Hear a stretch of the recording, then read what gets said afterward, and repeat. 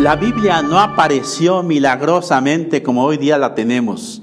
No nos llegó del cielo en un paquete express ya encuadernada. No, la Biblia tuvo, como todo ser humano también, un periodo de gestación. En Oriente, el cumpleaños de la persona no es cuando nace. El cumpleaños es desde que fue concebida. Y mi papá, que nació un 25 de marzo, no se celebraba su cumpleaños el 25 de marzo. Se lo celebraba el 25 de junio, 9 meses antes, cuando fue el milagro de la concepción.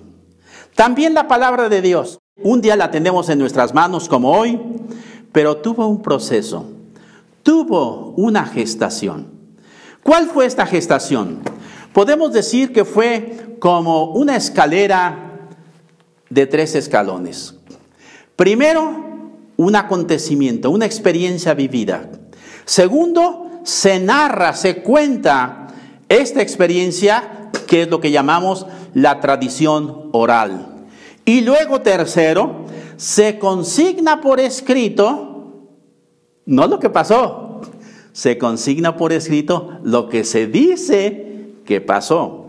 Cada uno de estos 3 momentos son esenciales para poder comprender y explicarnos muchas cosas de las Sagradas Escrituras.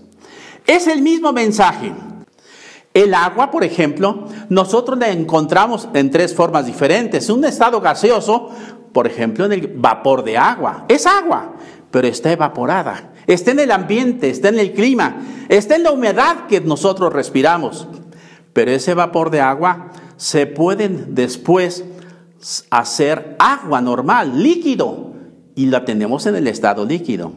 Si la enfriamos a temperaturas abajo de 0, esa agua se convierte en un hielo que yo puedo tener en las manos.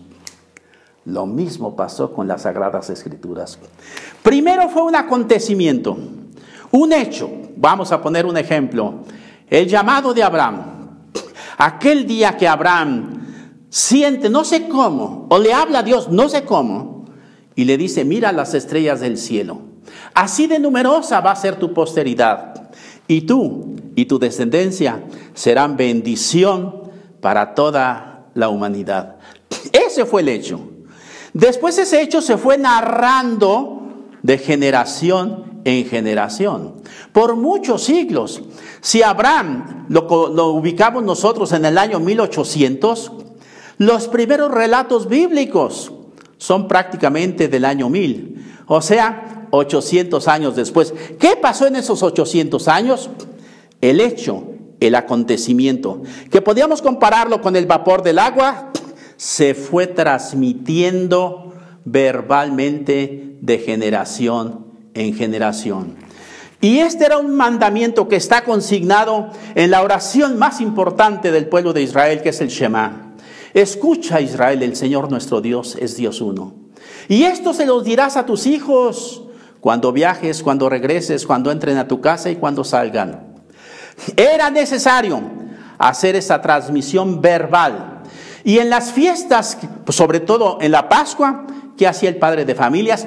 Contar lo que había sucedido siglos antes. Y después de esto, ya se va a consignar por escrito el llamamiento de Abraham en relatos que van desde el siglo X más o menos hasta el siglo VI, o los más nuevos, antes de Cristo. En el caso de Jesús lo podemos explicar con mayor claridad. El acontecimiento de Jesús es su vida, su ministerio, que llega a su culmen con la Pascua, pasión, muerte y resurrección. Eso sería el primer paso. De allí va a pasar a cuando Jesús les dice a sus discípulos, vayan y anuncien, vayan y proclamen la buena nueva a toda la creación. El acontecimiento es narrado, el acontecimiento se transforma en tradición oral, verbal, que los apóstoles son los encargados de anunciar así a Jesús. Y luego, hasta después, se va a consignar por escrito el Evangelio o las cartas de San Pablo. Vamos a decirlo más concretamente con fechas. Si el acontecimiento de Jesús, sobre todo su Pascua, lo ubicamos nosotros en el año 36, del 36 al 46, 56, 64, no se escribió nada del Evangelio. Fue hasta el año 64, después de que había sido predicado, y parece que fue predicado por Pedro, cuando Marcos escribe el primer Evangelio.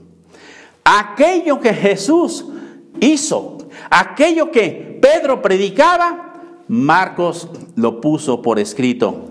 Y con la imagen que dije yo, del agua que se ha transformado en sólido, en un hielo, así también yo puedo tener en mis manos hoy el Evangelio de Marcos, de Lucas, de Mateo. Estos se escribieron hasta el año 80, y el de Juan, que se escribió en el año 100 aproximadamente. Así pues, tenemos 3 etapas: el acontecimiento, la narración de este acontecimiento y el consignarlo por escrito en un libro, en unos papiros que después se van a convertir precisamente en nuestra Biblia. Por eso pues, cuando tomemos la Biblia en nuestras manos, estamos escuchando lo que los apóstoles predicaron y estamos mirando lo que Dios hizo en la vida de los creyentes. Qué riqueza entonces Dios nos ha confiado en nuestras manos a través de este libro bendito, maravilloso.